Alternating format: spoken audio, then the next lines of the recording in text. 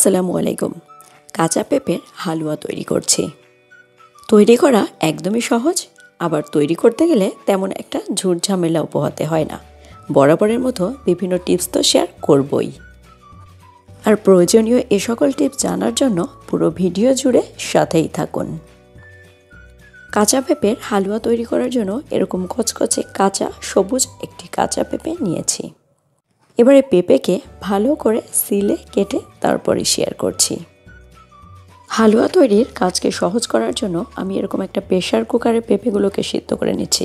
ভালো কথা, একটু দেখিয়ে দিই পেঁপেকে কিভাবে কেটেছি। একটু পাতলা করে দিয়েছি যাতে করে সিদ্ধ হতে খুব বেশি একটা সময় না লাগে। আপনি চাইলে কড়াই বা অন্য কোনো পাত্রেও সিদ্ধ করে নিতে পারেন। আমি জাস্ট সময়টাকে বাঁচানোর জন্য এই প্রক্রিয়াটা ফলো করলাম। পেঁপে চুলার ক্ষেত্রে জাস্ট খেয়াল রাখতে হবে যাতে করে সবুজ অংশটা কোনোভাবেই না থাকে, তাই একটু ডিপ করেই সিলে নিতে হবে। এবার পর্যাপ্ত পরিমাণ পানি দিচ্ছি। খেয়াল রাখবো পেঁপেটা একদমই ভালোভাবে সিদ্ধ হয়ে যাবে। পানি বেশি থাকলে সমস্যা নেই, তবে কম যেন না হয়। এবার প্রেসার কুকারকে ঢেকে 4-5টি সিটি দিয়ে নেব। পেঁপেকে সিদ্ধ করে নেওয়ার পরেও আরও কিছুটা পানি পাত্রে থেকে গেছে, এতে কোনো অসুবিধা নেই। আমি একটা কাঁটা চামচের সাহায্যে দেখিয়ে দিচ্ছি পেঁপেটি কেমন সিদ্ধ হয়েছে। একটু খেয়াল করুন যে এটা কতটা সফট হয়েছে। এবার একটা ঝাঁঝরির সাহায্যে তুলে আবারও একটা স্ট্রেনারে রাখবো। মূল উদ্দেশ্য একটাই, যাতে করে কোনোভাবেই পেঁপেতে এক্সট্রা কোনো পানি না থাকে। এরপরই পেঁপে যখন একদম ঠান্ডা হয়ে যাবে এটাকে ব্লেন্ড করে নিব। তবে চাইলে পাটায়ও পিষে নেওয়া যাবে, উদ্দেশ্য একদম মিহি করে ফেলা। আমি পেঁপেকে মিহিভাবে প্রিপেয়ার করে রেখেছি, যেটা একটু পরেই শেয়ার করছি। হালুয়া মানেই তো ঘি। ঘি না হলে হালুয়ার ফ্লেভারটা যেন ঠিকঠাক জমে না।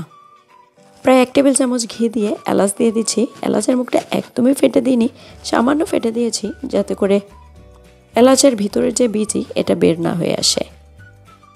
প্রায় আধা মিনিট পরে দারুণ একটা ফ্লেভার ছাড়তেই পেঁপে দিয়ে দিচ্ছি। একটু খেয়াল করুন পেঁপেকে ব্লেন্ড করার পরেও এ থেকে কিছুটা পানি বের হয়েছে। আমি কিন্তু কোনোরকম কোনো এক্সট্রা পানি ব্যবহার করিনি। হালুয়া তৈরির জন্য চুলার আঁচ প্রথম থেকে মিডিয়ামে থেকে হাই করে রাখবো। প্রথম 1 মিনিট ঘির সাথে খুব ভালোভাবে পেঁপেকে নাড়াচাড়া করে নিচ্ছি। শুধু খেয়াল রাখবো যাতে করে পেঁপেতে কোনোরকম কোনো দানা না থাকে। এবার চিনি ব্যবহার করছি প্রায় 2 কাপ।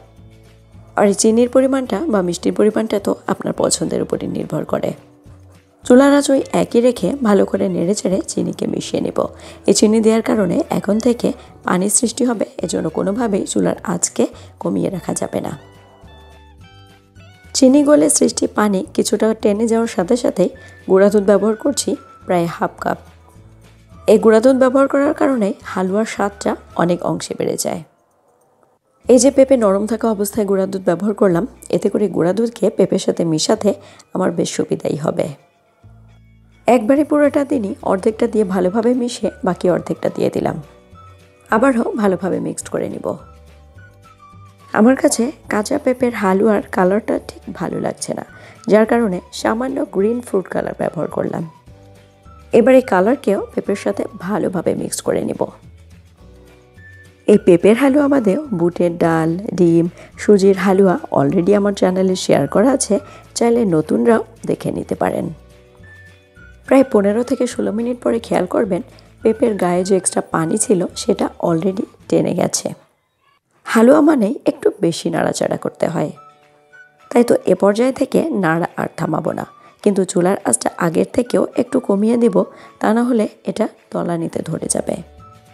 হালুয়া তৈরি করার ক্ষেত্রে আমি সবসময় এমন পাত্র সিলেক্ট করি যে পাত্রে কিনা তলানিতে ধরে যায় না, অর্থাৎ নাড়াচাড়া করতেও সুবিধা হয়, আবার তলানিতেও ধরে যায় না। আরও 8 থেকে 10 মিনিট পরে একটু খেয়াল করুন, আমি যখন পেঁপেগুলোকে নাড়ছি এটা খুব সহজেই একত্রিত হয়ে যাচ্ছে, আবার প্যানের গা থেকেও খুব সহজে একত্রিতভাবে উঠে আসছে। অর্থাৎ হালুয়া কিন্তু রেডি হয়ে গেছে। নামানোর আগে ঘি ব্যবহার করলাম প্রায় 1 চা চামচের মতো। এই ঘিটা দিয়ে খুব বেশি নাড়াচাড়া করব না, তাহলে ফ্লেভারটা খুব গাঢ় থাকবে। অন্যদিকে আমি যে পাত্রে হালুয়াকে সেট করব সে পাত্র রেডি করে রেখেছি, তা না হলে হালুয়া ঠান্ডা হতে হতে শক্ত হতে শুরু করবে, তখন ভালো করে সেট বা ডিজাইন বা বরফি কিছুই করা যাবে না। কাঁচা পেঁপের হালুয়া রেডি হয়ে গেছে। এখন আমি চুলাকে বন্ধ করে নিচ্ছি। চুলাকে বন্ধ করে যে পাত্রে এই হালুয়াকে সেট করব সেই পাত্রে ঢেলে নিচ্ছি। আমি যে এলাচ ব্যবহার করেছিলাম সেই এলাচগুলোকে এ পর্যায়ে ফেলে দিব। এলাচগুলো গালে পড়লে আসলে খেতে অতটা ভালো লাগে না, যার কারণে এটাকে ফেলে দিতে হবে। একটু বলে রাখাই ভালো, পেঁপের হালুয়া আসলে অতটা শক্ত হয় না, তুলনামূলক একটু নরমই থাকে। পাত্রে ভালো করে সেট করে নিয়ে উপর থেকে আমি কিছুটা বাদাম কুচি ব্যবহার করছি। বাদাম কুচি দিলে আমার কাছে খেতে ভালো লাগে, আপনি চাইলে অ্যাভয়েডও করতে পারেন। বাদামগুলো দেওয়া হয়ে গেলে পেঁপের হালুয়াকে একদম ঠান্ডা হয়ে যাওয়া পর্যন্ত অপেক্ষা করব। এবার একটা স্প্যাচুলার সাহায্যে বাদামগুলোকে একটু ভালোভাবে বসিয়ে দিচ্ছি, যাতে করে ভালোভাবে সেট হতে পারে। এখন এই পেঁপের হালুয়াকে একদম ঠান্ডা হওয়া পর্যন্ত অপেক্ষা করব। এটা প্রায় 20 থেকে 30 মিনিট পরের অবস্থা। আমি পেঁপের হালুয়াকে বরফি আকারে কাটবো। পেঁপের হালুয়া ঠান্ডা হওয়ার পরেও ফ্রিজের নর্মাল পোর্শনে প্রায় 1 ঘন্টা রেখে তারপরে বরফি আকারে কেটে উঠাবেন, তাহলে এটা ভালো সেট হবে। যদিও আমি এখনও নর্মাল পোর্শনে রাখিনি। কাঁচা পেঁপের হালুয়া বাসায় তৈরি করবেন, কেমন লাগলো আমাকে জানাবেন।